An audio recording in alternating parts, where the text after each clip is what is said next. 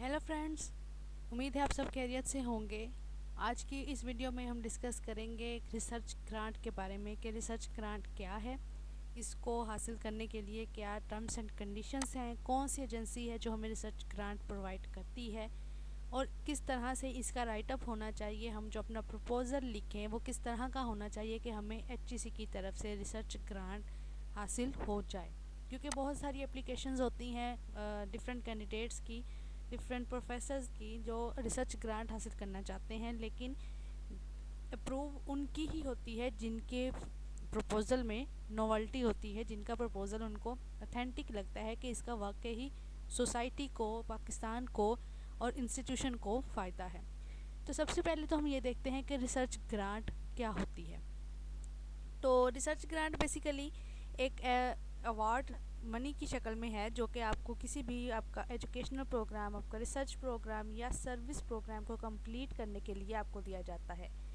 Basically इसमें क्या होता है कि आपको जो आपका प्रोजेक्ट है उसको कंप्लीट करने के लिए जितनी कॉस्ट आती है, अगर आपका लैब वर्क है तो लैब के ऑपरेटर्स, इंस्ट्रूमेंट्स, अगर आपके एनालिसिस का या टेस्ट करवाना चाह रहे हैं अपने प्रोजेक्ट में तो उन एनालिसिस की जो कॉस्ट आती है, या आपकी उस प्रोजेक्ट से रेलिवेंट जितनी भी चीज़ें परचेज़ करने की कॉस्ट है, वो सारी इस फंड में, इस ग्रांट में कवर हो जाती है। अब पॉइंट यहाँ पे ये आता है कि हम अप्लाई क्यों करें ग्रांट के लिए, ग्रांट लेना क्यों ज़रूरी है। तो सबसे पहले तो इसमें यही पॉइंट आता है कि अपनी रिसर्च को, अपने प्रोफेशनल कैरियर को एडवांस करने के लिए आपको ग्रांट की ज़रूरत होगी। फॉर एग्ज़ाम्पल, अगर आपकी एक यूनिवर्सिटी है, वहाँ पे आपको FTIR या SEM मशीन अवेलेबल नहीं है, आपने एनालिसिस करवाने, आप किसी दूसरी यूनिवर्सिटी से भी वो एनालिसिस करवा सकते हैं, लेकिन उनका फ़ायदा ये होगा अपनी यूनिवर्सिटी में कि जब स्टूडेंट खुद परफॉर्म करेंगे, FTIR खुद रन करवाएंगे किसी भी सैंपल का, तो उसमें उनको एक तो FTIR रन करवाना आ जाएगी, दूसरा उनमें जो उनकी मिस्टेक्स होंगी, जो उनके ब्लंडर्स होंगे, वो भी सारे करेक्ट हो जाएंगे। किसी और जगह से करवाएं अगर हम एनालिसिस किसी भी सैंपल का, तो वहाँ पे अगर फॉर एग्जांपल स्टूडेंट नहीं जा सकता या जा सकती, तो यहाँ पे उनका ये जो पॉइंट है, जो उनका यहाँ पे लर्निंग पॉइंट है, वो मिस हो जाता है। तो इसी तरह अगर आप कोई बहुत ही ज़्यादा कॉस्टली है इंस्ट्रूमेंट जिसको आप परचेज़ नहीं कर सकते due to lack of grant, तो आपकी जो रिसर्च जो है, ये साइंटिफिक रिसर्च जो है, उसमें थोड़ी सी कमी आ जाती है कि आप उसको एडवांस नहीं कर पाते। तो इसलिए ग्रांट के लिए अप्लाई करना ज़रूरी है, ताकि आप अपने रिसर्च को, अपने प्रोजेक्ट को एडवांस कर सकें, उसमें एक्सेल कर सकें।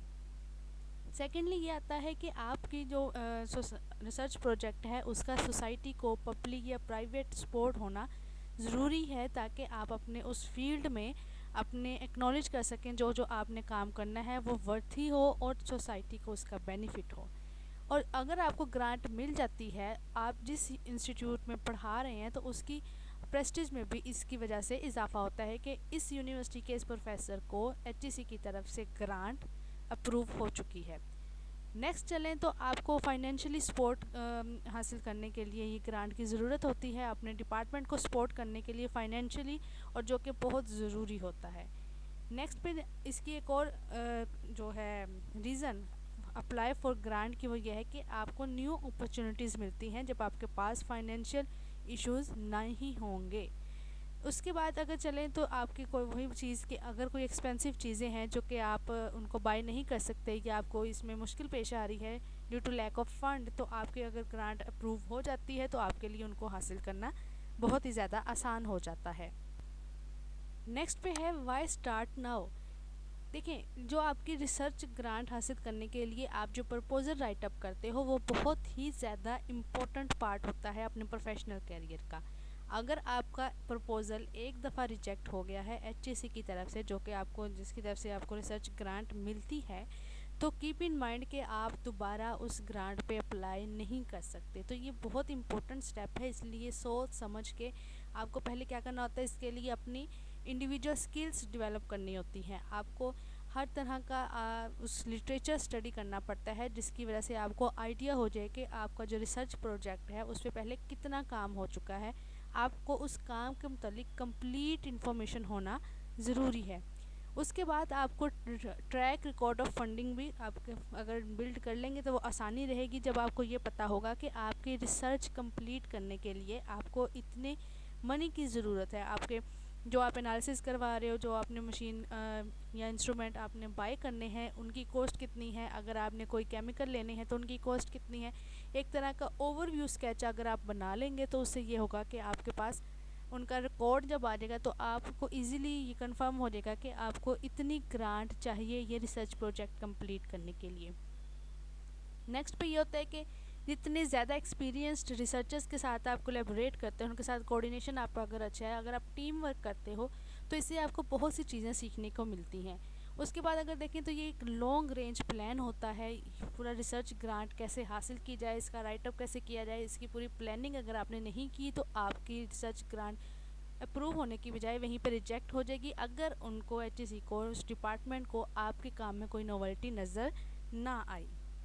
और ये भी बात माइंड में रखनी पड़ती है कि जो आप काम कर रहे हो, ठीक है, अगर आपका इंटरेस्ट, फॉर एग्जांपल अगर मैं कहूँ कि आपका इंटरेस्ट है एड्जॉर्प्शन ऑफ डाइज पे, ठीक है, आप इस पे अपनी रिसर्च कंडक्ट करवाना चाह रहे हो, कोई भी मेथड चूज़ करो, चाहे फोटो कैटालिटिक एड्जॉर्प्शन करवा रहे हो या कोई और मेथड, तो अगर आपका ये इंटरेस्ट क्या है, वेस्ट वाटर ट्रीटमेंट, ठीक है, और जो एजेंसी है जिससे आप ग्रांट लेना चाह रहे हो, जिसको आप ये प्रपोजल राइटअप करके दे रहे हो, अगर उसका इंटरेस्ट वेस्ट वाटर ट्रीटमेंट का नहीं है, वो नैनो मटीरियल्स पे अपनी ग्रांट जो है वो ऑफ़र करती है, या वो हाइपर क्रॉसलिंक पॉलीमर्स पे अपनी ग्रांट ऑफ़र कर रही है, या नेचुरल प्रोडक्ट्स पे कर रही है, वो वेस्ट वाटर ट्रीटमेंट या फिज़िकल केमिस्ट्री से रिलेटेड उनका स्कोप नहीं है, तो अगर आपका इंटरेस्ट कंपनी के इंटरेस्ट के साथ मैच नहीं करता, चाहे आपका प्रपोज़ल कितना ही क्यों अच्छा लिखा हो, आपका प्रपोज़ल वहीं पे रिजेक्ट हो जाएगा, क्योंकि लेने वाला और देने वाला इन दोनों का इंटरेस्ट मैच करना ज़रूरी है। अगर आपकी वेस्ट वाटर ट्रीटमेंट पे अगर आप रिसर्च कंडक्ट कर रहे हो अपनी, और जो देने वाली कंपनी है जहाँ से आप ग्रांट लेना चाह रहे हो उनका भी इंटरेस्ट सेम है, तो ज़्यादा चांसेस होते हैं कि आपको फंडिंग रिसीव हो जाए, no matter how good your idea and how well written your proposal. If the agency to which you are applying is not interested in your project, you will not be funded. ठीक है, ये यहाँ पे बात बहुत ज़रूरी है जो माइंड में रखनी चाहिए। और अब ये ग्रांट किसकी तरफ से दी जाती है, तो जैसे मैंने पहले भी कहा कि ये higher education commission of Pakistan की तरफ से ये ग्रांट मिलती है, फेडरल गवर्नमेंट की तरफ से मिलती है। और इसमें हम इस पर फोकस करेंगे इस पूरी वीडियो में कि इस एचईसी से रिसर्च ग्रांट हासिल करने के लिए हमें किन पॉइंट पे फोकस रहना चाहिए। तो इसका जो स्टार्टअप रिसर्च ग्रांट प्रोजेक्ट है, जिसको SRGP कहा जाता है, SRGP means startup research grant programme, ठीक है। अब यही एचईसी की तरफ से ये प्रोग्राम जो था वो डिज़ाइन किया गया था, और इसमें क्या है कि पीएचडी होल्डर्स को, जो टीचर्स हैं उनको ही ये ग्रांट मिलती है। यहाँ पे एक तो आपको ये कंफर्म हो गया कि ये पीएचडी होल्डर्स जो हैं उनको ही ये ग्रांट मिलेगी, और वो जो पीएचडी होल्डर टीचर्स हैं उनको न्यूली अपॉइंटेड पीएचडी फैकल्टी उनको उनकी रिसर्च एक्टिविटीज़ कंडक्ट करवाने के लिए, ताकि due to lack of financial aid या फाइनेंशियल सपोर्ट वो अपनी रिसर्च प्रोजेक्ट को विदाउट एनी डिले वो कंडक्ट कर सकते हैं इस ग्रांट की मदद से, ठीक है। तो इसमें अगर देखा जाए उनमें लैब की और बेसिक जितने भी फैसिलिटीज़ हैं उनकी रिसर्च को कंडक्ट करवाने के लिए, ये उनको इस ग्रांट से उनकी सारी कवर अप हो जाती हैं। एलिजिबिलिटी क्राइटेरिया पे अगर आएँ तो इसको कौन से लोग हैं जिनको ये ग्रांट मिलती है, उसको अप्लाई करने के लिए क्या क्राइटेरिया है, तो इसमें सबसे पहले तो ये आता है कि जो startup research grant project SRGP है, इस पे अप्लाई करने के लिए आपकी PhD डिग्री होनी चाहिए। मतलब जब आप अप्लाई कर रहे हो इस ग्रांट के लिए, तो उससे 2 साल पहले तक आपकी PhD डिग्री कंप्लीट होनी चाहिए, ठीक है। 2 इयर्स का यहाँ पे ड्यूरेशन वो रिक्वायर करते हैं। और वो अगर आपकी PhD है और आप किसी भी पब्लिक या प्राइवेट यूनिवर्सिटी में पढ़ा रहे हो, तो आप इस पर एलिजिबल हो अप्लाई करने के लिए। तीसरी बात इसमें ये आती है कि आपको IPFP interim placement of fresh PhD या असिस्टेंट प्रोफेसर के तौर पर आपकी ज्वाइनिंग जो है वो होनी चाहिए किसी भी यूनिवर्सिटी में, चाहे वो प्राइवेट है या पब्लिक यूनिवर्सिटी है। नेक्स्ट पे चलें तो अगर आपकी जैसे मैंने आपको पहले कहा कि अगर आपकी एप्लीकेशन एक दफ़ा HEC की तरफ से रिजेक्ट हो जाती है, तो आप उस ग्रांट के लिए दोबारा अप्लाई नहीं कर सकते। तो अगर आपकी application once rejected, you can not apply again for that project, ठीक है। उसके बाद चलें तो एचईसी की तरफ से जो फ़ॉरेन टीचर्स हैं या फ़ॉरेन जो भी जितने भी कैंडिडेट्स हैं उनको ये ग्रांट नहीं मिलती। ये ओनली फॉर पाकिस्तानी टीचर्स हैं, पाकिस्तानी पीएचडी होल्डर्स हैं। फ़ॉरेन के लिए ये ग्रांट बिल्कुल नहीं है। तो ये उनका एलिजिबिलिटी क्राइटेरिया था जिसके अकॉर्डिंग अगर आप इन कंडीशन पे फुलफ़िल होते हैं तो और अगर आपका प्रपोज़ल अच्छा राइटअप किया गया है तो आप उस ग्रांट को हासिल करने के लिए एलिजिबल हैं। नेक्स्ट पे चलें तो रिसर्च प्रपोज़ल के कंपोनेंट्स कौन कौन से हैं। आप जो प्रपोज़ल लिखते हो, जो आपका राइटअप होता है, उसमें कौन सी चीज़ें होनी चाहिए, ये बहुत इंपॉर्टेंट पॉइंट है। यहाँ पे आपको गौर से सुनना पड़ेगा कि आपकी जो रिसर्च प्रपोज़ल है किस भी टॉपिक से रिलेटेड है, आपकी जो भी रिसर्च प्रोजेक्ट है, उसके लिए जो मेन कंपोनेंट्स हैं वो सबसे पहले ये होता है कि आपने डिटेल प्रोवाइड करनी होती है प्रिंसिपल इन्वेस्टिगेटर की, जिसको पीआई कहा जाता है। अब प्रिंसिपल इन्वेस्टिगेटर क्या है, जो मतलब एक स्टूडेंट है वो एक रिसर्च कंडक्ट कर रहा है अपनी एक यूनिवर्सिटी में, और उसके जो सुपरवाइज़र हैं वो प्रिंसिपल इन्वेस्टिगेटर होते हैं, ठीक है। को प्रिंसिपल इन्वेस्टिगेटर COPI, ये स्टूडेंट जो उनके अंडर काम कर रहा है सुपरवाइज़र के अंडर, ये उनकी डिटेल होती है। यानी कि एक तो आपने अपने सुपरवाइज़र की डिटेल इसमें ऐड करनी होती है जिसको पीआई कहा जाता है, प्रिंसिपल इन्वेस्टिगेटर। दूसरी चीज़ वो आती है जो स्टूडेंट काम कर रहे हैं, रिसर्च कर रहे हैं किसी भी यूनिवर्सिटी में, तो उसको को प्रिंसिपल इन्वेस्टिगेटर कहा जाता है। वो स्टूडेंट भी हो सकते हैं, वो साथ में को वर्कर्स भी हो सकते हैं सुपरवाइज़र के, ठीक है। तो डिटेल्स ऑफ को प्रिंसिपल इन्वेस्टिगेटर, जिसको को पीआई कहा जाता है। उसके बाद इनकी दोनों की डिटेल्स प्रोवाइड करने के बाद वो एक स्टूडेंट भी हो सकता है को पीआई, और इसके अलावा डिफरेंट स्टूडेंट्स या डिफरेंट को वर्कर्स, डिफरेंट टीचर्स भी मिलकर अगर एक रिसर्च प्रोजेक्ट कर रहे हैं तो उनकी डिटेल्स भी सारी इसमें ऐड होगी। इसमें नंबर की लिमिट नहीं है कि इतने ही मेंबर्स होने चाहिए, इतने प्रिंसिपल इन्वेस्टिगेटर, इतने को प्रिंसिपल इन्वेस्टिगेटर होने चाहिए, इसमें नंबर की लिमिट नहीं है। उसके बाद चलें तीसरे नंबर पे आता है टाइटल ऑफ रिसर्च प्रपोजल। आप जो भी रिसर्च प्रोजेक्ट कंडक्ट कर रहे हो यूनिवर्सिटी में, उसका टाइटल क्या है। फॉर एग्जांपल अगर आप नैनो मटेरियल्स पे काम कर रहे हो तो आप पहले उसका टाइटल क्या है, उसकी आपने उसको सिंथेसिस की है नैनो मटेरियल की, उसके बाद उसकी एप्लीकेशन देखी है for waste water treatment, for drug delivery, जो भी उसकी एप्लीकेशन जैसे भी आपने सिंथेसिस की है, जिन भी को केमिकल्स के साथ मिला के किया है आपने, उनकी अगर एक प्रॉपर टाइटल उनको आपने मेंशन करना होता है कि हमारा रिसर्च प्रोजेक्ट इस टॉपिक से रिलेटेड है। नेक्स्ट पे आपने फोर्थ नंबर पे आपने प्रॉब्लम स्टेटमेंट देनी होती है। इसकी वर्ड लिमिट है, आपको 100 वर्ड्स मैक्सिमम जो है वो लिखने होते हैं। उसमें क्या होता है कि आपको प्रॉब्लम स्टेटमेंट में आपने ये बताना है कि आप जो काम कर रहे हो वो क्यों कर रहे हो, प्रॉब्लम क्या है, और आपका काम जो आपका रिसर्च प्रोजेक्ट है वो उस प्रॉब्लम को कैसे सॉल्व कर रहा है। मैं यहाँ पे मिसाल देती हूँ। हमारे लिए प्रॉब्लम आजकल जो है वो ये है कि पानी फ्रेश वाटर अवेलेबल नहीं है, ठीक है। उसकी फ्रेश वाटर की अवेलेबिलिटी बहुत ज़्यादा कम है, और जो वाटर अवेलेबल है वो पोल्यूटेड हो रहा है due to different kinds of pollutants. इसमें डाइज आ जाते हैं, मेटल आइंस आ जाती हैं, इसके अलावा और भी पेस्टिसाइड्स वगैरह। तो यहाँ पे प्रॉब्लम ये है कि फ्रेश वाटर, क्लीन वाटर की अवेलेबिलिटी बहुत कम है, और जो फ्रेश पानी थोड़ा बहुत अवेलेबल है वो पोल्यूटेड हो रहा है day by day due to human activities और due to different kinds of pollutants, ठीक है।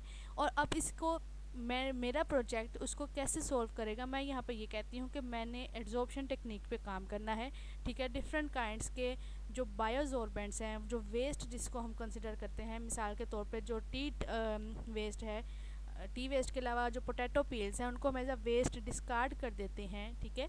तो हमने क्या किया है कि उस वेस्ट मटेरियल को लेके हमने उनको ग्राइंड किया, उनका रिएक्शन लगाया, साथ में जो पोल्यूटेड वाटर उनके साथ उनको ट्रीट करवाया, इतने मिनट का टाइम दे के, जो भी कॉन्टैक्ट टाइम, जो भी रिएक्शन की कंडीशंस है, हमने उनको सारी ऑप्टिमम कंडीशंस प्रोवाइड करके हमने पोल्यूटेड वाटर के साथ जब उनको रिएक्ट करवाया तो क्या था कि उनके ऊपर एड्जॉर्प्शन का प्रोसेस हुआ, जिसकी वजह से जो कलर्ड सब्सटेंसेस हैं वो वाटर में से रिमूव हो गई, और इस तरह वाटर जो है वो क्लीन हो गया फॉर रीयूज़, ठीक है। अब यहाँ पे ये था कि हमने एक तो हमारा प्लस पॉइंट ये आता है कि हमने जो चीज़ यूज़ की है उस पर ज़्यादा कॉस्ट नहीं आती। पोटैटो पील्स परचेज़ नहीं करने पड़ते हैं, वो हर घर में अवेलेबल हैं, ठीक है। जो अब आप और उसको हम वेस्ट मटेरियल के तौर पर डिस्कार्ड कर देते हैं। यहाँ पे एक तो ये चीज़ आ गई कि हम वाटर को रीयूज़ कर रहे हैं एड्जॉर्प्शन के प्रोसेस से। दूसरी इसमें प्लस पॉइंट ये आ जाता है कि हमने जो चीज़ यूज़ की है, जो एब्जॉर्बेंट यूज़ किया है, वो एक बिल्कुल भी वेस्ट मटेरियल था। ठीक है, हमने पोटैटो पील्स लिए हैं जो कि जिनको परचेज़ करने के लिए हमें कॉस्ट नहीं उसको देनी पड़ी, और इसके अलावा ये भी नहीं है कि ये बहुत ज़्यादा नायाब हैं, बड़ी मुश्किल से मिलते हैं, तो ऐसा भी केस नहीं है। तो हमने वेस्ट मटेरियल को यूज़ करके ही हमने वाटर को ट्रीट किया और वेस्ट वाटर ट्रीटमेंट को कंडक्ट करवाया। यानी कि हमने एक तो पोल्यूशन उसकी भी कम की, और जो कि पोटैटो पील्स की थी, और दूसरे नंबर पे हमने वाटर को भी ट्रीट किया। तो इस तरह से हमने प्रॉब्लम स्टेटमेंट को लिखना है समराइज़ करके कि प्रॉब्लम एक्चुअली है क्या और हम इसको कैसे सॉल्व करेंगे, हमारे प्रोजेक्ट के अकॉर्डिंग ये प्रॉब्लम कैसे सॉर्ट आउट होगी। ठीक है, नेक्स्ट चलें तो 5वें नंबर पे आपने रिसर्च ऑब्जेक्टिव्स बताने होते हैं। आपकी जो भी रिसर्च है, जिस भी टॉपिक से रिलेटेड है, आपने उसके ऑब्जेक्टिव्स बताने हैं।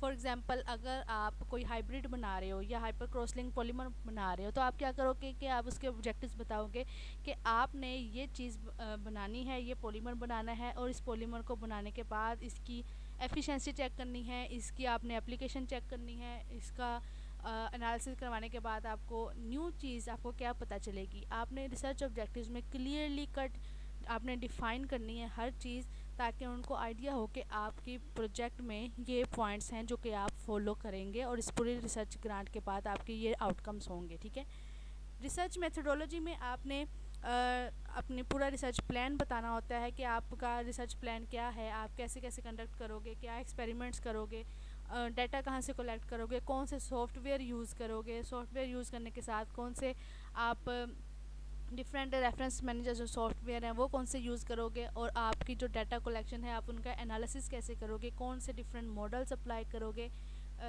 जो आपकी लिटरेचर गैदरिंग आपने की है, उसके बाद आपने एक्सपेरिमेंट किए हैं, उनको कंपेयर कैसे करोगे। तो आपने पूरी रिसर्च मेथोडोलॉजी यहाँ पे बतानी होती है।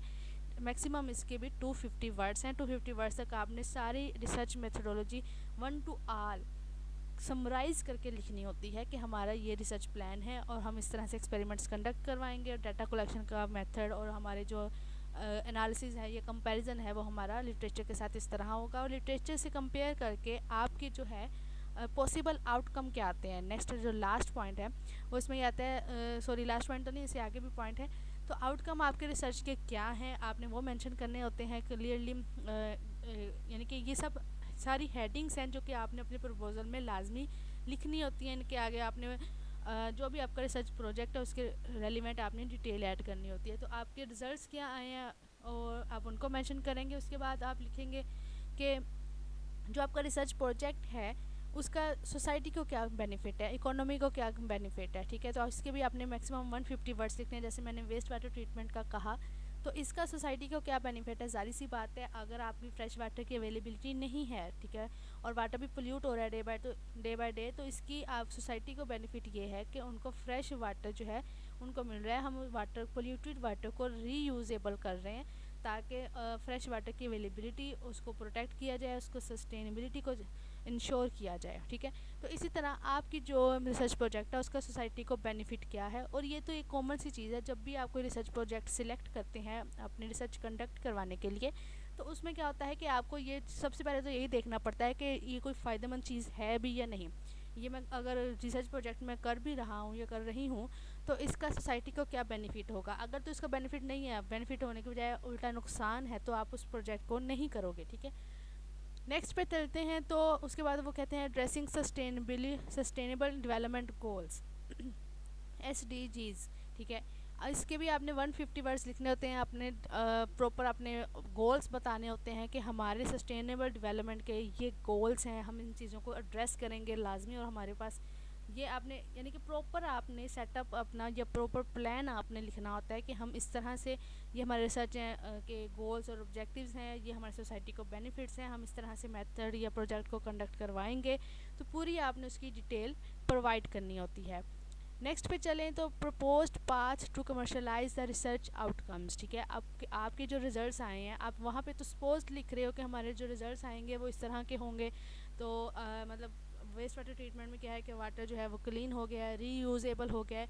तो आपने इसका प्रपोज्ड पाथ लिखना है। फॉर एग्जांपल, अगर आप कह रहे हो कि वाटर पोल्यूटेड वाटर क्लीन हो गया है, तो वो कैसे हुआ है, उसका प्रपोज्ड पाथ, उसकी स्कीम, उसका थोड़ा बहुत मैकेनिज़्म आप एक्सप्लोर करोगे कि हमारे अकॉर्डिंग इस पोल्यूटेड वाटर को क्लीन वाटर में जब ये कन्वर्ट हुआ, एड्जॉर्प्शन के प्रोसेस से, तो उसमें कौन सा प्रोसेस था या वो कैसे हुआ, उसका प्रॉपर मैकेनिज़्म आप वहाँ पे डिस्क्राइब करोगे, उसकी थोड़ी सी डिस्क्रिप्शन दोगे कि इसमें ये स्टेप्स इन्वॉल्व हुए, ये प्रोसेस हुआ जिसकी वजह से हमारे ये आउटकम्स आए। ठीक है, मीन्स टू से कि आपने उसका थोड़ा बहुत उसका मैकेनिज़्म टाइप आपने यहाँ पे डिटेल लिखनी होती है, पाथ लिखना होता है, स्कीम प्रोवाइड करनी होती है कि ये रिज़ल्ट हमारा क्यों आया, क्या रीज़न है इसके पीछे। ठीक है, नेक्स्ट जो है इसकी, how the present research supplement और differ from your PhD research work. अगर जाहिर सी बात है, जैसे मैंने आपको पहले कहा कि ये जो रिसर्च ग्रांट है ये पीएचडी टीचर्स को ही अलाउ की जाती है, उनको अप्रूव की जाती है। तो इसमें क्या होता है कि आपकी पीएचडी में भी आपने रिसर्च की है, एमफिल में भी करते हैं। एमफिल का तो 2 सेमेस्टर तक आपकी थ्योरी होती है, 2 सेमेस्टर में आप रिसर्च कंडक्ट होती है। बीएस लेवल पे भी कुछ स्टूडेंट रिसर्च को रखते हैं ऑप्शनल सब्जेक्ट, वो मिस कर देते हैं, डिसमिस। और उसके अलावा कुछ बीएससी और एमएससी लेवल में भी रिसर्च होती है, लेकिन पीएचडी पे तो कंपलसरी है ना, आप पीएचडी होती बेसिकली रिसर्च वर्क है सारा। तो अब आपने वेस्ट वाटर ट्रीटमेंट अगर आपने पीएचडी में भी कंडक्ट किया है, उसमें भी आपका यही रिसर्च प्रोजेक्ट था, और अगर आप फिर ग्रांट के लिए भी जो आप रिसर्च प्रोजेक्ट लिख के भेज रहे हो वो भी वेस्ट वाटर ट्रीटमेंट ही है, तो यहाँ पे वो आपसे ये पूछते हैं कि पीएचडी में भी आपने यही काम किया और अब भी यही काम किया है, तो इन दोनों काम का डिफरेंस क्या है, हम क्यों आपको रिसर्च ग्रांट एलोकेट करें, क्यों अप्रूव करें, आपने तो ये काम पहले किया हुआ है। तो अब वाले काम में क्या नई खासियत है, क्या नई चीज़ है, आपकी नॉवेल्टी क्या है। बेसिकली यहाँ पे वो नॉवेल्टी पूछते हैं कि आपके काम की खास बात क्या है। ठीक है, कि हम आपको ही ग्रांट ऑफर करें। तो यहाँ पे आपने अपनी जितने भी पेपर जो आपका रिसर्च प्रोजेक्ट है उसकी नॉवेल्टी बतानी होती है कि हमारे प्रोजेक्ट में हम ये चीज़ें एड्रेस करेंगे जो कि हमने पीएचडी वर्क में नहीं की, या पहले लिटरेचर में वो चीज़ें नहीं डिस्कस की गई, और लेकिन हमारे इस प्रोजेक्ट में वो चीज़ें डिस्कस होंगी। जो आपके न्यू पॉइंट्स हैं आप उनको मेंशन करें, एक तरह से उनको कन्विंस करना है आपने बातों के ज़रिए। ठीक है, तो यहाँ पे आपने नॉवेल्टी लिखनी होती है। नॉवेल्टी लिखने के बाद यहाँ तक आपके सारे स्टेप्स कंप्लीट हो जाते हैं, जो कि कंपोनेंट्स जिनको हम कहते हैं कि ये कंपोनेंट्स हैं रिसर्च ग्रांट के। यहाँ तक आपके जितने पॉइंट्स हैं ये आपने सारे के सारे प्रपोजल में मेंशन करने होते हैं, इन सारे पॉइंट्स को एड्रेस करना होता है। ये मेन पॉइंट्स हैं, अगर इनमें से कोई भी मिस हो गया तो आपका रिसर्च प्रोजेक्ट जो है या प्रपोजल जो है उसको इनकम्प्लीट कंसिडर किया जाएगा। आपने सारी चीज़ों को यहाँ पे मेंशन करना होता है, और आपकी ये जो नॉवेल्टी है ये भी 50 वर्ड्स की इसकी लिमिटेशन है, मैक्सिमम 50 वर्ड्स इसके होने चाहिए। यहाँ तक आपका रिसर्च का प्रोजेक्ट जब प्रपोजल के कंपोनेंट्स कंप्लीट हो गए तो उसके बाद आपने बजट एस्टिमेट भी करना है। बजट एस्टिमेट में मिसाल के तौर पे यहाँ पे 5 लाख लिखा हुआ है, ये एज एन एग्जांपल आपको समझाने के लिए है। मिसाल के तौर पे आपकी जो रिसर्च प्रोजेक्ट जिसके लिए आप अप्लाई कर रहे हो एचईसी की तरफ से, उस ग्रांट के आपको 5 लाख मिलते हैं या 6 लाख मिलते हैं, तो वो पहले आपको जितने आपकी अमाउंट बन रही है, आपके जो भी इंस्ट्रूमेंट है आप पहले उनको काउंट करोगे, फिर आप उनको बताओगे कि हमारे टोटल जो एस्टिमेट है बजट का वो इतना बन रहा है, तो हमें इतनी ग्रांट की ज़रूरत है। तो आपने उनको डिवाइड, जो आपने टोटल अमाउंट बनाई है जितनी भी बनाई है 4 लाख 5 लाख 6 लाख, तो आप उसको डिवाइड करोगे कि ये कैसे बन गई। जैसे यहाँ पे लैब इक्विपमेंट और मशीन्स ऑपरेटर्स, इनको जब आपने परचेज़ करना है तो इनके नो लिमिट, मीन यहाँ पे आपको नहीं पता कि आपके कितने पैसे लग जाएंगे। केमिकल ग्लासवेयर एसेसरीज़ वगैरह, इनके लिए भी आपको नहीं पता कि केमिकल्स वगैरह हासिल करने के लिए कितनी आपको मनी चाहिए, तो इसकी टोटल एस्टिमेट हम नहीं लिखाते, क्योंकि ये तो ग्लास वगैरह टूट गया है तो हमें दोबारा लेना पड़ेगा, कोई इस तरह का इक्विपमेंट अगर ख़राब हो गया तो उसको दोबारा सही करवाना पड़ेगा। तो इस तरह की चीज़ों की नो लिमिट कंसिडर की जाती है यूजुअली। लेकिन अगर आपको एस्टिमेट है आपका कि आपको ग्लासवेयर या केमिकल्स हासिल करने के लिए इतने आपको मनी चाहिए, तो आप उसको लिख भी सकते हो। ठीक है, फील्ड विज़िट है उसमें आपके 10,000 लग जाएंगे। फील्ड विज़िट में ये होता है कि आप मतलब आपने रिसर्च कंडक्ट जो आपने की, अगर आप कोई सर्वे करना चाह रहे हो या किसी बाहर किसी आप जा रहे हो किसी और यूनिवर्सिटी में जा रहे हो उससे रेलिवेंट डाटा हासिल करने के लिए, तो वो फील्ड विज़िट में आता है। तो इसमें आपका अगर 10,000 लग गया, सैम्पल एनालिसिस अपने सैम्पल का FTIR करवाया, सैम करवाया या कोई भी टेक्निक टैम करवाई, इसकी XRT करवाई है, तो उसके लिए आपके 75,000 लग गए हैं। तो आप उसकी अमाउंट यहाँ पे लिख देंगे। मिसाल के तौर पर आपके जितने लगे आप उतने लिखेंगे। कंप्यूटर और प्रिंटर आपको चाहिए रिसर्च करने के लिए, तो उसके लिए भी आप जो अमाउंट है आपकी आप वो लिख देंगे। स्टूडेंटशिप आपको जो है वो आपने यानी आपके अंडर जो स्टूडेंट काम कर रहे हैं, आपके जो कोवर्कर हैं या जो स्टूडेंट है, आप उनको भी चाह रहे हो कि आप मंथली उनको पे करो, जो कि आपका काम कर रहे हैं, आपके काम में आपकी हेल्प कर रहे हैं। तो उसके लिए 10 से 15 हज़ार आपने लिख दिया कि हम स्टूडेंटशिप को इतने यानी कि मंथली पे करना चाह रहे हैं, ताकि क्योंकि उनका भी ज़ाहिर सी बात है वैल्यूएबल टाइम आप यूज़ कर रहे हो। उसके बाद ऑफिस और लैब फर्नीचर, जिस ऑफिस में आप बैठे हुए, जो आपका लैब में जो फर्नीचर है आपको चाहिए, उसके लिए आपने अमाउंट लिख दी। स्टेशनरी में आपकी जो पेंसिल या जो भी आपने रजिस्टर वगैरह लेने हैं उसकी जो अमाउंट है आप एस्टिमेट उसका लगा के लिख दें। इसके अलावा अदर जितने भी कुछ और छोटी मोटी चीज़ें भी याद आ जाती हैं, मिसाल के तौर पे आपको हैंड बैग चाहिए, आपको प्लास्टिक बैग चाहिए, आपको इसके अलावा प्लास्टिक की शीट्स चाहिए जिसको आप बिछा के पहन जो है वो काम कर सकें। तो इस तरह की चीज़ें, या आपको डस्टिंग करने के लिए या केमिकल्स धोने के लिए, ग्लासवेयर धोने के लिए कुछ आपको सोप वगैरह डिटर्जेंट चाहिए, तो आप वो उसमें आ जाता है। तो इस तरह की सारी चीज़ें मिला के आपने टोटल बजट एस्टीमेट जो है एक बनाना होता है, और उनको बताना होता है कि हमारी टोटल रिसर्च के लिए हमें इतने जो है मनी रिक्वायर्ड है। ठीक है, ये आप चीज़ें यानी कि बताने का मकसद कि ये चीज़ें HEC की जो ग्रांट मिलती है उनमें कवर होती हैं। ठीक है, कुछ ऐसी चीज़ें हैं जो कि HEC की ग्रांट में कवर नहीं होती, और आप उनको भूल के भी अपनी रिसर्च प्रपोजल में ना लिख दीजिएगा। वो कौन सी है? मिसाल के तौर पर आप कहते हैं जी हमने रेफ्रिजरेटर लेना है, UPS लेना है, लैब में गर्मी बहुत होती है, कैमरा हमने लगाना है लैब में, एयर कंडीशनर। तो इस तरह की चीज़ें अगर आप प्रपोजल में लिख रहे हो कि हमें ये चीज़ें भी हमने ग्रांट में से ही लेनी है, तो आपकी रिसर्च ग्रांट जो है वो उसकी एप्लीकेशन वहीं पर रिजेक्ट हो जाएगी। ठीक है, इसके अलावा अगर आप कहीं पे जा रहे हो, फील्ड विजिट करना है जी, हमने और यूनिवर्सिटी जा रहे हैं, वहाँ पे हमने बसों का किराया देना है, हमने जो भी अगर आपकी अपनी कन्वेंस भी है, अगर उसमें कोई आपकी हो रही है कॉस्ट आ रही है ट्रैवलिंग की, तो वो भी चीज़ें इसमें कवर नहीं होती। अगर आपने कोई पब्लिकेशन करवानी है, अगर आपके रिसर्च प्रोजेक्ट कंप्लीट हो गया, अगर किसी पेड जर्नल में आप अपनी पब्लिकेशन करवा रहे हो, जिनकी APC charges, article processing charges हैं जो कि लेते हैं पब्लिकेशन के दौरान कुछ जर्नल्स, तो वो भी इसमें कवर नहीं होगा। आपने अगर कोई पब्लिकेशन करवानी है, कोई APC चार्जेस पे करने हैं, तो अपने भी हाफ पे करने हैं, ग्रांट में से वो पे नहीं होंगे। ठीक हो गया। इसके अलावा क्योंकि इस तरह के जो प्रोजेक्ट्स हैं उनके लिए HEC के सेपरेट प्रोग्राम्स होते हैं, आप उन पे अलग से अप्लाई कर सकते हो। अगर आपने APC चार्जेस हासिल करना है तो उसके अलग से प्रोग्राम है, लेकिन स्टार्टअप रिसर्च ग्रांट SRGP में ये सारी चीज़ें कवर नहीं होती हैं। मिसाल के तौर पर रेफ्रिजरेटर्स, UPS, चिलर वगैरह। तो लेकिन इसके अलावा ये जो चीज़ें हैं, आपको लैब की जितनी चीज़ें चाहिए रिसर्च के से रेलिवेंट, उन सारों की जो कॉस्ट है वो इसमें कवर हो जाती है। तो यहाँ तक आपको इस पॉइंट की क्लैरिफिकेशन हो गई है कि आपने रिसर्च प्रपोजल में कौन से कंपोनेंट्स हैं जो लाजमी मेंशन करने होते हैं, और बजट एस्टीमेट में आपको कौन सी चीज़ें इंक्लूड करनी चाहिए, कौन सी नहीं करनी चाहिए।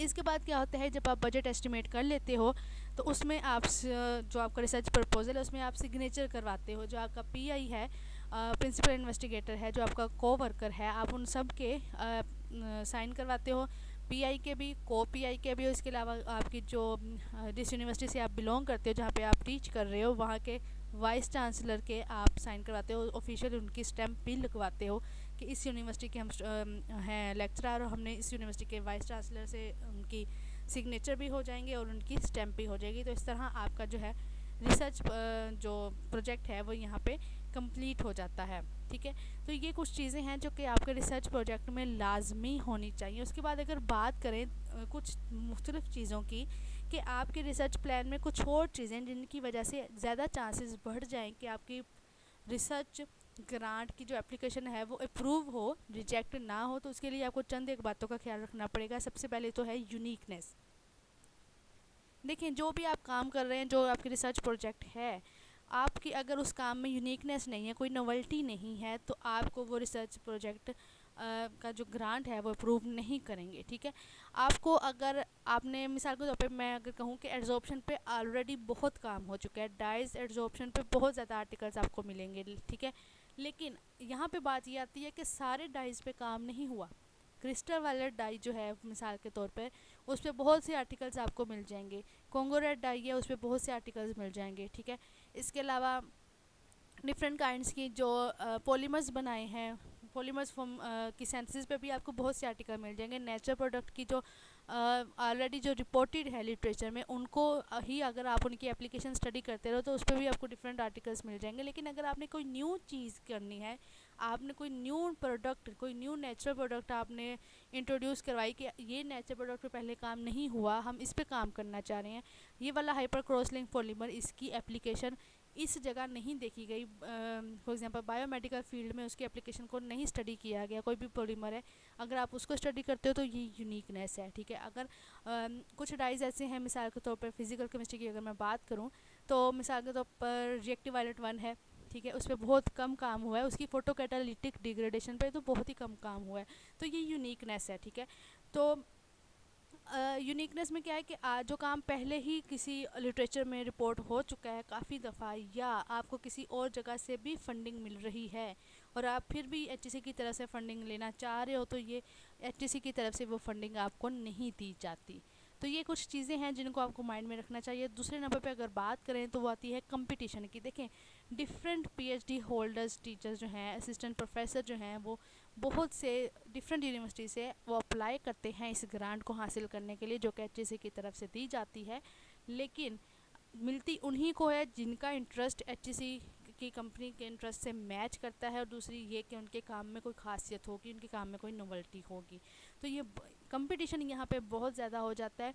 तो ये अगर मैं ये कहूँ कि कंपटीशन, अगर आप ये सोच रहे हैं कि कंपटीशन इतना ज़्यादा है और यहाँ पे हम नहीं कर सकते, तो मैं आपको यहाँ पे एक बात क्लियर कर दूँ कि कोई भी चीज़ मुश्किल ज़रूर होगी लेकिन नामुमकिन कुछ भी नहीं है, ठीक है। अगर आपने मेहनत की है, आपका रिसर्च प्लान, अगर आपने प्लानिंग उसकी प्रॉपर की है, उसको अच्छे से डिज़ाइन किया है, और अगर आप उसमें डिटर्मिनेंट हो, अगर आप उसमें डेडिकेटेड हो, तो आपको रिसर्च ग्रांट ज़रूर मिलेगी। यहाँ पे आपने हिम्मत नहीं हारनी, ठीक है। फंडिंग पहले अटैम्प्ट में मिलना बहुत मुश्किल है, मैं इस चीज़ को एक्सेप्ट करती हूँ, लेकिन ये नामुमकिन, इम्पॉसिबल नहीं है। आपको अगर आपने अच्छा डिज़ाइन किया होगा, तो आपकी अगर मेहनत की है तो अल्लाह ताला मेहनत का सिला ज़रूर देते हैं, ठीक है।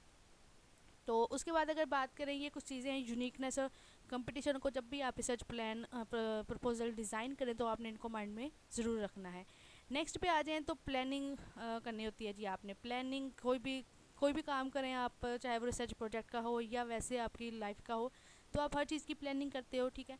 तो आपने इसमें क्या करना है कि रिसर्च प्रपोजल जब लिखना है तब भी आपने इसमें प्लानिंग करनी है, और वो प्लानिंग में क्या है, आपने अपने आइडियाज़ डेवलप करने हैं कि फंडिंग रिसीव करनी है, ग्रांट हमने हासिल करनी है एचईसी की तरफ से, उसमें हमने कौन कौन सी चीज़ें मेंशन करनी है, कौन सी नहीं करनी। ये लॉन्ग टर्म कैरियर इंटरेस्ट हैं, ठीक है आपके। और प्लानिंग के दौरान आपको इन 7 पॉइंट पे आपको लाजमी फ़ोकस करना चाहिए। वो 7 पॉइंट कौन से हैं? सबसे पहले तो आपने जो आपका एक्सपीरियंस है, जितने साल आपने पढ़ा लिया, या जो आपका पीएचडी का एक्सपीरियंस है, आपने उस एक्सपीरियंस को मद्देनज़र रख के अपनी प्लानिंग करनी है। सेकेंडली, आपने प्रोफेशनल लिटरेचर, जो आपका रिसर्च प्रोजेक्ट है उससे रेलिवेंट जो लिटरेचर है, ऑलरेडी रिपोर्टेड पब्लिश्ड पेपर्स हैं, आपने उनको स्टडी करना है। उनकी चीज़ें आपने देखनी है कि उन्होंने क्या चीज़ें डिस्कस की हैं, क्या काम किया है, और आपका काम उनके साथ मैच कर रहा है या नहीं कर रहा, क्या डिफरेंस है, क्या खासियत है, क्या नोवेल्टी है, ठीक हो गया। थर्डली, आपने कम्युनिकेशन करना है। जैसे मैंने आपको पहले कहा कि आप अगर कोऑर्डिनेशन होगा आपका अपने कोलीग्स के साथ, को वर्कर्स के साथ, तो इससे आप ज़्यादा अच्छा लर्न कर सकते हो। तो आपने उनको जिनको पहले ग्रांट मिल चुकी है, फंडेड इन्वेस्टिगेटर्स जो हैं, या जो डिफरेंट कोलीग्स हैं जो कि रिसर्च कंडक्ट करवा रहे हैं, उनके साथ आपने इसकी कम्युनिकेशन करना है, कुछ उनसे सीखना है, कुछ अपना उनको सिखाना है। तो कम्युनिकेशन से, कोऑर्डिनेशन से बहुत सी बातें सीखने को मिलती हैं। फोर्थली, अगर देखा जाए तो सोशल ट्रेंड्स, आप जिस प्रोजेक्ट पे काम कर रहे हो, क्या आजकल सोशली भी वो ट्रेंड चल रहा है। मिसाल के तौर पर आजकल सैलाब की सूरत हाल बहुत ज़्यादा है, तो सैलाब से क्या है कि लोगों को पानी, साफ़ पानी नहीं मिल रहा, ठीक है। जहाँ पे सैलाब आया है वहाँ पे सारे के सारे जो लोगों के घर तबाह हो गए हैं या इस तरह की चीज़ें हो गई हैं, तो बीमारियाँ बहुत ज़्यादा फैल रही हैं। यहाँ पे अब सोशल ट्रेंड में अगर देखा जाए तो यहाँ पे बायोमेडिकल फील्ड में, क्योंकि वहाँ पे बीमारियों की वजह से बहुत से लोग जो है वो बीमार हो चुके हैं, डिफरेंट वहाँ पे कोई सांप निकला हुआ है, कोई इस तरह की चीज़ें हैं, और मतलब पानी भी बहुत ज़्यादा गंदा है, लोगों को साफ़ पानी भी मुयसर नहीं है। और दूसरी बात ये कि उनके जो है मेडिकल के हवाले से देखा जाए तो उनको मेडिसिन्स की बहुत ज़्यादा ज़रूरत है, उनके डिफरेंट उनके ट्रीटमेंट के लिए मेडिकली। तो यहाँ पे आप पॉलीमर्स की अगर देखा जाए तो पॉलीमर की बायोमेडिकल एप्लीकेशन अगर देखी जाए तो वो भी बहुत ज़्यादा काउंट होती हैं, और दूसरे नंबर पे वेस्ट वाटर ट्रीटमेंट भी बहुत ज़्यादा काउंट होता है, ताकि हम उनको ये कहें कि सोशली हमें वेस्ट वाटर ट्रीटमेंट की बहुत ज़्यादा ज़रूरत है, क्योंकि ये एक अलार्मिंग कंडीशन है पानी की आजकल के, सेफ़ और क्लीन ड्रिंकिंग वाटर अवेलेबल नहीं है, तो इसलिए हम इसको कंडक्ट करवाना चाह रहे हैं। तो सोशल ट्रेंड्स में आप अपनी सोसाइटी के साथ भी उसको रिलेट करके अपनी प्लानिंग करें, ठीक है। इसके अलावा पब्लिक डॉक्यूमेंट्स आ जाते हैं छठे नंबर पे। और पब्लिक डॉक्यूमेंट्स में क्या होता है कि आपको जितने भी, जैसे मैंने पहले कहा कि जो रिपोर्टेड पेपर्स हैं आप उनको स्टडी करें, यानी कि लिटरेचर स्टडी करें, और जो न्यूज़पेपर्स में जो न्यूज़ आती हैं आप उनको स्टडी करें। सोशली थोड़ा सा आपने प्लानिंग भी करनी है। नेक्स्ट पे लास्ट पे आपने गोल्स एंड प्रायोरिटीज़ जो है एचईसी की तरफ से, यानी कि उनका इंटरेस्ट आपने देखना है कि एचईसी का इंटरेस्ट क्या है, वो क्या किन को ग्रांट ज़्यादा ईजिली दे देती है, उनकी प्रायोरिटीज़ कौन सी रिसर्च प्रोजेक्ट है, क्या उनकी प्रायोरिटीज़ में वेस्ट वाटर ट्रीटमेंट आ रहा है, पॉलीमर की डिफरेंट काइंड्स की एप्लीकेशंस आ रही हैं, ये नहीं आ रही। तो अगर वो उनकी प्रायोरिटीज़ में, उनके इंटरेस्ट में नहीं आ रही, तो आपको वो ग्रांट नहीं देंगे, ठीक है। तो ये चीज़ें सारी आपने प्लानिंग के दौरान अपने माइंड में रखनी है कि हमने किन चीज़ों पे फोकस करना है, किन चीज़ों पे नहीं करना। तो यहाँ पे वही चीज़ कि आपका जितना भी बेस्ट आइडिया हो आपके रिसर्च प्रोजेक्ट का, लेकिन अगर वो एचईसी की रिक्वायरमेंट, एचईसी के इंटरेस्ट के साथ मैच नहीं करता, तो आपको ग्रांट नहीं दी जाएगी, आपकी रिजेक्ट हो जाएगा। रिसर्च प्रोजेक्ट अप्रूवल नहीं होगा, बल्कि वो रिजेक्ट हो जाएगा। तो कम्पिटिटिव आइडियाज़ होने चाहिए, और जो इंटरेस्ट है वो एचईसी के इंटरेस्ट के साथ मैच करना चाहिए, तो ज़्यादा चांसेस होते हैं कि आपको रिसर्च ग्रांट अप्रूव की जाए। उसके अलावा डिफरेंट मोर प्लानिंग में आ जाता है कि आपने जो अपने वो तो आपने सारी डिफरेंट प्लानिंग सोशली देख ली या एचईसी के इंटरेस्ट के बारे में देख ली। अब आपने अपने इंस्टीट्यूशन के बारे में भी थोड़ा सी प्लानिंग करनी है कि आपका इंस्टीट्यूट जो है उसमें ऑर्गेनाइज आपके इंस्टीट्यूट की पॉलिसीज़ क्या है, यानी कि ORIC जिसे कहा जाता है। तो उसमें क्या है कि आपका जो इंस्टीट्यूट है, क्या उसमें भी ये रिसर्च फैसिलिटीज़ अवेलेबल हैं या नहीं, उस आपके इंस्टीट्यूट में कौन कौन सी रिसर्च कंडक्ट करवाई जा रही है, कौन सी रिसर्च को, कौन से प्रोजेक्ट को प्रायोरिटी दी जा रही है। तो यहाँ पे आपने प्रपोज़ल सबमिट करवाने से पहले, एचईसी में सबमिट करवाने से पहले, अपने इंस्टीट्यूशन की प्रायोरिटीज़, अपने इंस्टीट्यूशन की जो पॉलिसीज़ हैं, आपने उनको माइंड में रखना होता है, उसके अकॉर्डिंग अपने प्रोजेक्ट को डिज़ाइन करना होता है। जब आप प्लानिंग इस तरह की कर लेते हैं, तो उसके बाद आप राइटअप पे आ जाते हैं। राइटअप जैसे मैंने आपको ऊपर कंपोनेंट्स बता दिए हैं कि आपने अपने रिसर्च प्रपोजल में ये सारे कंपोनेंट्स ऐड करने हैं। तो वो कंपोनेंट ऐड करने के साथ साथ आपको कौन सी चीज़ें माइंड में रखनी चाहिए, आपने जब भी राइट करना है, राइट, री राइट एंड री राइट, ठीक है। देखें, आप एक दफ़ा अपना प्रपोजल लिखेंगे, आपको वो सही नहीं लगेगा, आप उसको दोबारा लिखेंगे, आप उसको मॉडिफाई करेंगे, आप उसको डिलीट करेंगे, आप उसको जिस तरह आप इसमें चेंजेस करना चाहेंगे, तो आप बार बार लिखेंगे। जब आप बार बार लिखेंगे तो आपके माइंड में न्यू चीज़ें आएंगी कि आप ये भी ऐड करें, ये भी ऐड करें, इस पॉइंट को आप इस तरह से मॉडिफाई करके लिखें तो वो ज़्यादा अच्छा रहेगा। तो री राइट जो है वो ज़्यादा बेस्ट टिप है आपके रिसर्च प्रपोजल लिखने के लिए। Writing takes time, plan a working schedule, ठीक है। जब भी आप, जारी सी बात है, एक दफ़ा अगर आपका ये प्रोजेक्ट जो है ग्रांट के लिए रिजेक्ट हो गया, दोबारा आप अप्लाई नहीं कर सकते। तो इसके लिए आपको डेडिकेटेड हो के अपने रिसर्च प्रपोजल को लिखना होता है, बार बार लिखना होता है, प्लानिंग करनी होती है, शेड्यूल करना बनाना होता है आपने कि राइटिंग आपने किस तरह से करनी है इफ़ेक्टिव वे में, ठीक हो गया। और जो भी आप प्रोजेक्ट का प्रपोजल लिखें, काइंडली वो क्लियर होना चाहिए, focused on your research project, ठीक है। अगर आपकी प्रोजेक्ट है कि वेस्ट वाटर ट्रीटमेंट, और अगर आप वेस्ट वाटर ट्रीटमेंट को लिखते हुए प्रपोजल में आप पॉलीमर भी ले आते हो, आप नेचर प्रोडक्ट्स की कोई प्रोडक्ट ले आते हो, ठीक है, तो वो सारी चीज़ें मिक्सअप हो जाती हैं। आप एनालिटिकल केमिस्ट्री का कोई टॉपिक उसके अंदर ऐड कर लेते हो, तो इस तरह आपका पॉइंट फोकस्ड नहीं रहता। आप प्रिसाइज होकर, फोकस्ड होकर अपनी राइटिंग वो प्रपोजल लिखें।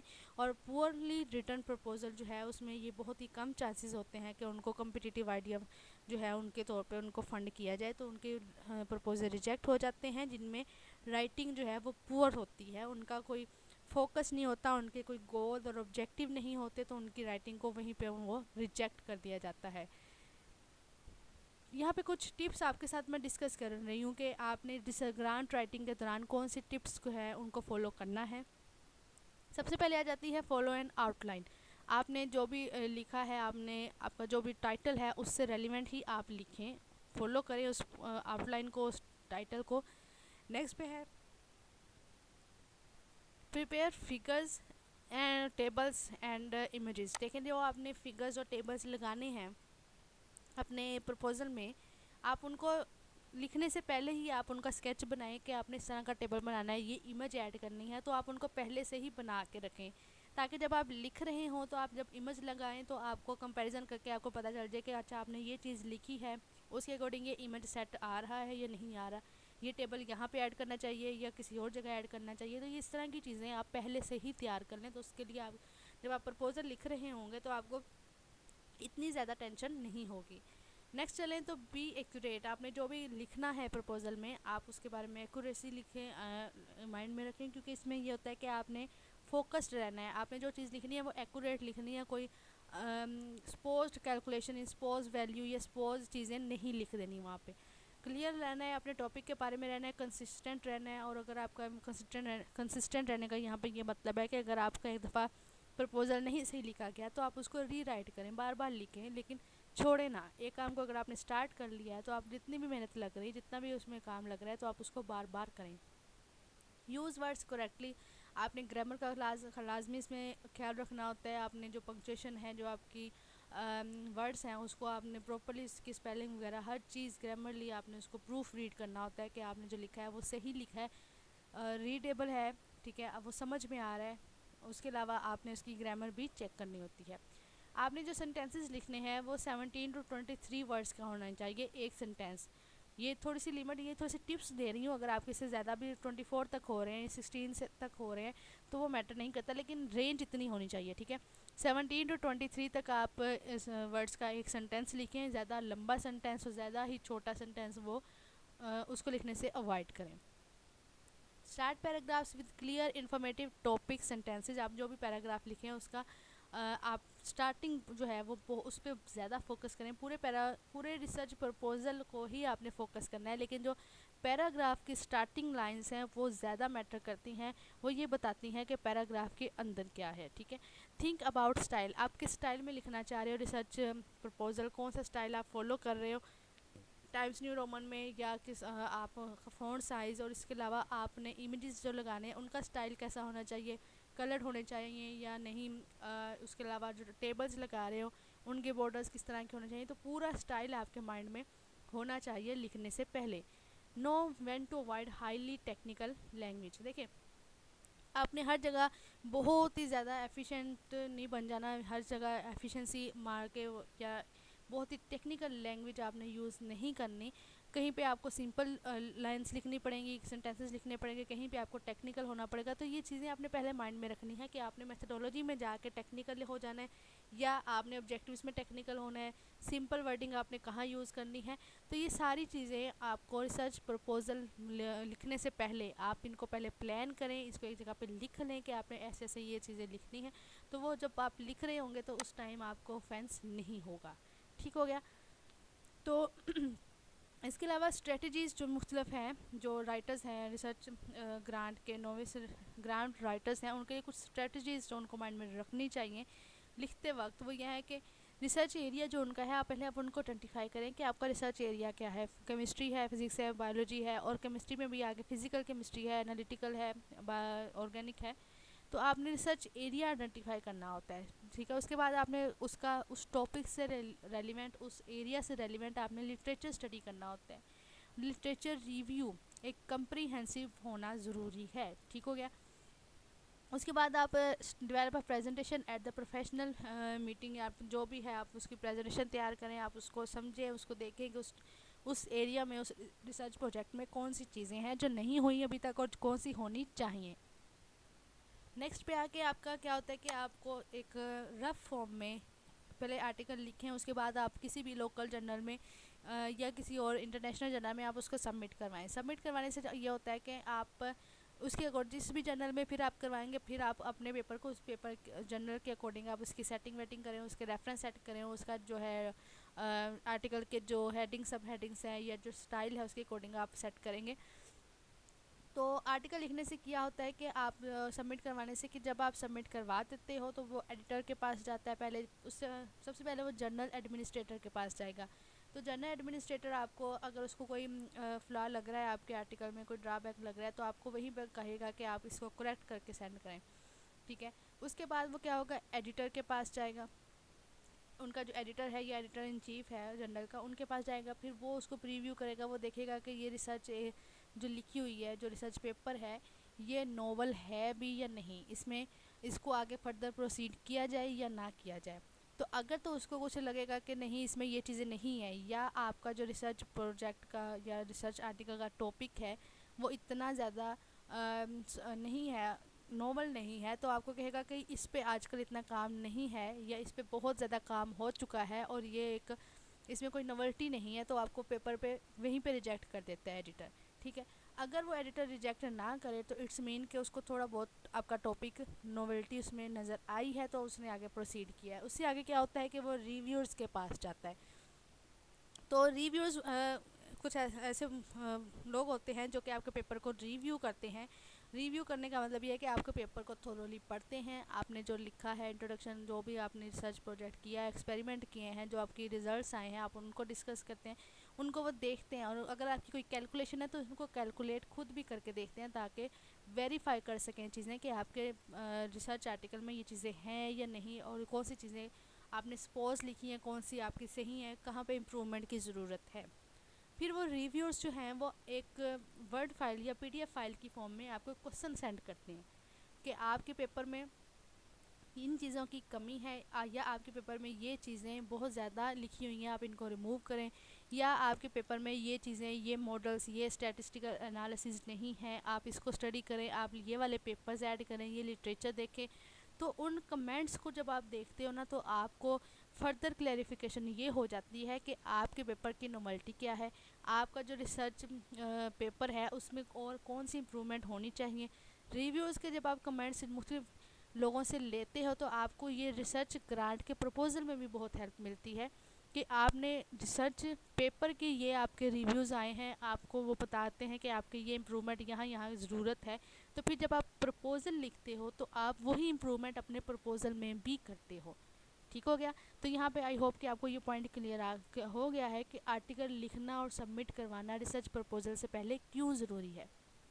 उसके बाद अगर देखें तो नेक्स्ट पॉइंट भी देखें, वही आ गया, contact a publisher in your field and offer to review books, ठीक है। आप किसी भी अपनी फील्ड का जो आपका एरिया है, रिसर्च एरिया, उसके किसी पब्लिशर से कॉन्टैक्ट करें और उनसे कहें कि उनके जो बुक्स पब्लिश हुई हुई हैं उनके रिव्यूज़ आपको सेंड करें, या आप अपनी कोई बुक है आपकी या कोई पेपर है तो आप उसके रिव्यू भी ले सकते हो। तो रिव्यू लेने से ये होता है कि आप उनके कमेंट्स को भी माइंड में रख के अपने प्रपोज़ल को अच्छे से डिज़ाइन कर सकते हो, उन पॉइंट्स को उन प्रपोज़ल में एड्रेस करके उसको एक इफ़ेक्टिव वे में डिज़ाइन कर सकते हो, ठीक हो गया। उसके बाद gate experience in conducting research, जो आपकी रिसर्च एरिया में जो लोग रिसर्च कर रहे हैं, आपने उनका भी एक्सपीरियंस उनके साथ भी पूछना है कि उनका एक्सपीरियंस कैसा रहा, उनके साथ कोऑर्डिनेशन करनी है, कोलैबोरेशन होनी चाहिए आपकी। Seek out funding for a small project first. तो यहाँ पे एक स्ट्रेटजी, एक सजेशन जो है राइटर्स के लिए, जो ग्रांट हासिल करना चाह रहे हैं उनके लिए ये है कि वो छोटे छोटे प्रोजेक्ट के लिए पहले ग्रांट हासिल करें, बड़े प्रोजेक्ट की तरफ बाद में जाएं। इससे ये होगा कि जब वो छोटे प्रोजेक्ट की पहले ग्रांट हासिल करेंगे तो उससे उनको आइडिया होगा कि ग्रांट प्रपोज़ल लिखना कैसे है, ठीक है।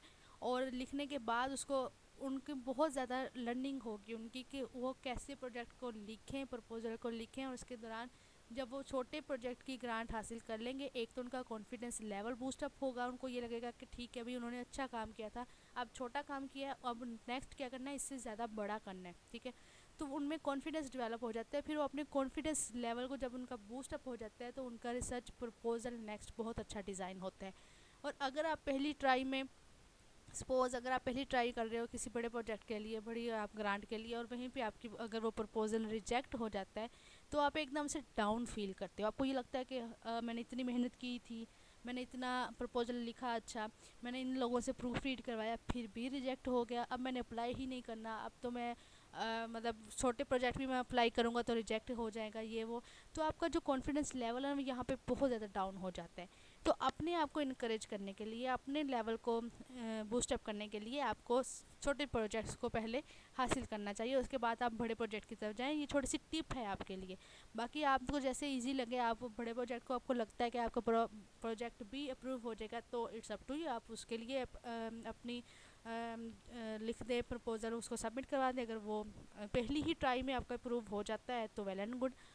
उसके बाद नेक्स्ट टिप ये है कि आप बार बार, यहाँ पे मैंने ये पॉइंट इंक्लूड किया है कि आप कोलैबोरेशन, कोऑर्डिनेशन आपने लाजमी करनी है एक्सपीरियंस्ड रिसर्चर्स के साथ, क्योंकि उनका एक्सपीरियंस जब तक आपको नहीं पता चलेगा तो आप सीखेंगे कैसे। उसके नेक्स्ट अगर देखा जाए कि यहाँ पे आपको कुछ टिप्स भी हमने डिस्कस कर ली, उसके अलावा कुछ जो पॉइंट्स थे, कंपोनेंट्स थे जो रिसर्च प्रपोजल में आपके होने चाहिए ग्रांट प्रपोजल में, वो भी डिस्कस कर लिए आपकी। इसके अलावा आपके जो रिसर्च प्रपोजल में यूनिकनेस और कंपटीशन की बात थी वो भी डिस्कस कर ली। अब बात करते हैं कि जब आप एक दफ़ा एप्लीकेशन सबमिट करवा देते हो, प्रपोजल सबमिट करवा देते हो HTC में, तो उसके बाद क्या होता है, HTC उसे कैसे इवेलुएट करती है आपके प्रपोज़ल को। तो HTC का इवेलुएशन क्राइटेरिया क्या है, उसके लिए सबसे पहले तो HTC आपके पेपर की या जो रिसर्च प्रोजेक्ट है उसकी सिग्निफिकेंस देखती है। सिग्निफिकेंस देखने का मतलब यह है कि वो ये देखती है कि जो आपका रिसर्च प्रोजेक्ट है उसका सोसाइटी को क्या बेनिफिट है, आपकी यूनिवर्सिटी को क्या बेनिफिट है, हमें क्या बेनिफिट है, पूरे ओवरऑल पाकिस्तान इकोनॉमी को क्या बेनिफिट है। यहाँ पे सिग्निफिकेंस देखी जाती है, ठीक है। वो कैसे प्रॉब्लम को सॉर्ट आउट कर रही है आपका रिसर्च प्रोजेक्ट, वो देखा जाता है। अप्रोच देखी जाती है, मतलब आपका जो रिसर्च प्रोजेक्ट है वो किन किन चीज़ों को कवर कर रहा है। वेस्ट वाटर ट्रीटमेंट अगर आप कर रहे हो तो वेस्ट वाटर की ट्रीटमेंट से ना सिर्फ पानी साफ़ होगा दोबारा, बल्कि वो इस्तेमाल के लिए, ड्रिंकिंग पर्पसेस के लिए भी रीयूजेबल होगा। इसके अलावा जिन इलाकों में फ़्रेश वाटर की अवेलेबिलिटी नहीं है वो वहाँ तक भी जाएगा। तो ये सारी चीज़ें, जिन पॉइंट्स को आपकी रिसर्च कवर अप कर रही है, वो सारी की सारी उनकी अप्रोच भी चेक की जाती है। इनोवेशन चेक की जाती है, आपका जो रिसर्च प्रोजेक्ट है उसमें क्या ख़ास बात है, क्या पहले भी इस टॉपिक पे रिसर्च हो चुकी है, अगर हो चुकी है तो उन्होंने जो काम किया और आपका जो काम है उनमें क्या डिफरेंस है, नोवेल्टी चेक की जाती है। जी हाँ बिल्कुल, यहाँ पे आपके पेपर की, आपके रिसर्च प्रपोजल की नोवेल्टी चेक की जाती है। नेक्स्ट पे आता है इन्वेस्टिगेटर। आपका इन्वेस्टिगेटर कौन है, आपके कोवर्कर्स कौन हैं, उनका क्या एक्सपीरियंस है, क्या उन्होंने पहले भी कभी रिसर्च की है, क्या उनकी पहले पब्लिकेशंस हैं या नहीं, उनका लर्निंग एक्सपीरियंस या टीचिंग एक्सपीरियंस उनका कितना है, वो कहाँ से, फ़ॉरेन यूनिवर्सिटी से उन्होंने अपनी PhD कंप्लीट की है या पाकिस्तानी यूनिवर्सिटी से। वैसे ये फ़ॉरेन और पाकिस्तानी यूनिवर्सिटीज़ का ज़्यादा इतना चक्कर नहीं होता, बस ये देखा जाता है कि जो आपका एक्सपीरियंस है वो बोलना चाहिए। आपका जो प्रपोज़ल है वो खुद बताए कि आप में इतनी स्किल्स हैं, चाहे आप फ़ॉरेन से आप PhD करके आए हो, ठीक है, स्कॉलरशिप पे, या आप पाकिस्तान से ही की है, तो वो इट डजेंट मैटर, ठीक है। उसके बाद इन्वायरमेंट देखा जाता है, जहाँ पे आप रिसर्च प्रोजेक्ट करना चाह रहे हो वो इन्वायरमेंट कैसा है। इन्वायरमेंट से मुराद जहाँ पे आपने काम करना है, क्या वो एक प्रॉपर यूनिवर्सिटी की लैब है, और लैब भी जो है वो वेल स्ट्रक्चर है या नहीं है, या आप घर में ही उसको रिसर्च प्रोजेक्ट को कर रहे हो। तो किसी सेफ़ प्लेस पे ये इस तरह के प्रोजेक्ट्स किए जाते हैं ताकि कम्युनिटी को या लोगों को नुकसान किसी भी तरह का, केमिकल से या इस तरह का कोई भी नुकसान ना हो, ठीक हो गया। तो ये सारी चीज़ें HTC के जो है वैल्यूएशन क्राइटेरिया में चेक की जाती हैं। उससे नेक्स्ट चलें तो ये कुछ रिकमेंडेड सोर्सेज हैं, आप इनको चेक कर लें कि इनको देख सकते हैं आप। यहाँ पे कुछ सोर्सेज में आप वो लिखा हुआ है कि HTC का जो ग्रांट है, startup research grant project SRGP, उससे रेलिवेंट डाटा, उससे रेलिवेंट इंफॉर्मेशन इन रिसोर्सेज में गिवन है, ठीक हो गया। अब अंडरस्टैंडिंग रिसर्च ग्रांट प्रोसेस में अगर मैं ये देखूँ कि आपसे कहूँ कि आप एक दफ़ा इसका ओवरव्यू कर लें कि आपको कितना अरसा लगेगा एक रिसर्च ग्रांट प्रपोज़ल लिखने में और उस ग्रांट को हासिल करने में, ठीक हो गया। उसमें सबसे पहला स्टेप तो ये आता है कि आपकी 12 महीने आपके, यानी कि पूरा 1 साल ही लग जाएगा आपको इस पूरे प्रोसेस में, अगर आप डेडिकेशन से, प्रॉपर डेडिकेशन से काम कर रहे हो। तो स्टार्ट आपकी होगी, जो भी रिसर्च प्रपोजल है वो प्लानिंग से स्टार्ट होगी। प्लानिंग में यह है कि आप पहले 10 से 12 महीने प्लानिंग करेंगे, एक रफ़ स्केच प्रिपेयर करेंगे। उसमें क्या होगा कि आप लिटरेचर रिव्यू करेंगे, डाटा कलेक्ट करेंगे, सारी आप की डेडलाइन, आपने कहाँ कब तक आपने research project grant proposal submit करवाना है, और उसमें आपको कौन सी चीज़ें रिक्वायर हैं, आपने कौन सी फिगर्स लगानी है, कौन से टेबल लगाने हैं, क्या चीज़ें आपको चाहिए, कौन से पॉइंट्स को आपने लाजमी मेंशन करना है, कौन से पॉइंट्स को बिल्कुल मेंशन नहीं करना है। आप एक तरह का रफ़ स्केच बनाएंगे। रफ़ स्केच बनाने के बाद आप राइटिंग स्टार्ट कर देंगे, जो कि 1 से 2 महीने आपको राइटिंग में लग जाएंगे। उसमें क्या है कि आप डेडलाइन से पहले ही, कुछ महीने पहले ही आपने अपनी रिसर्च जो राइटिंग है वो कंप्लीट कर लेनी है। जब राइटिंग आपकी कंप्लीट हो जाएगी, आप उसकी प्रूफ रीडिंग करवाएंगे, उसको प्रॉपर्ली चेक करेंगे कि उसमें सारी चीज़ें एड्रेस हो चुकी हैं, नहीं हो चुकी। फिर आप सिग्नेचर करवाएंगे पीआई के, को पीआई के, जो है वाइस चांसलर के। उसके अलावा उसकी डिफरेंट जो भी कंडीशंस है आप उनको फुलफ़िल करेंगे। फुलफ़िल करने के बाद आप उसकी फ़ाइनल रिपोर्ट एचईसी को सबमिट करवा देंगे। जो भी आपको परफॉर्मा दिया जाएगा उसको फिल करके एचईसी की तरफ से, ठीक हो गया। उसके बाद एचईसी की तरफ से इवैल्यूएशन होगी। वैल्यूएशन से अगर तो आपकी उनको लगेगा कि नोवेल्टी है आपके रिसर्च प्रोजेक्ट में, तो वो आपको ग्रांट अप्रूव करती जाएगी। अगर उनको लगेगा कि नहीं, ये ऑलरेडी ही घिसा पिटा सा प्रोजेक्ट है, इसमें तो कोई नई चीज़ है ही नहीं, तो वो उसको रिजेक्ट कर देंगे। तो यहाँ तक आपका पूरा रिसर्च ग्रांट प्रोसेस जो है वो कंप्लीट हो जाता है। और अगर आपने रिसर्च प्लान अच्छे से डिज़ाइन किया है, पूरा प्रोजेक्ट आपने अच्छे से लिखा है प्रपोज़ल, और उसमें आपके काम में नोवेल्टी भी है, आपकी मेहनत भी है, ठीक है, तो आपके टीचर्स की, आपके माँ बाप की दुआएं हैं आपके साथ, तो आपको अल्लाह ताला आपकी मेहनत का सिला ज़रूर देंगे, ठीक हो गया।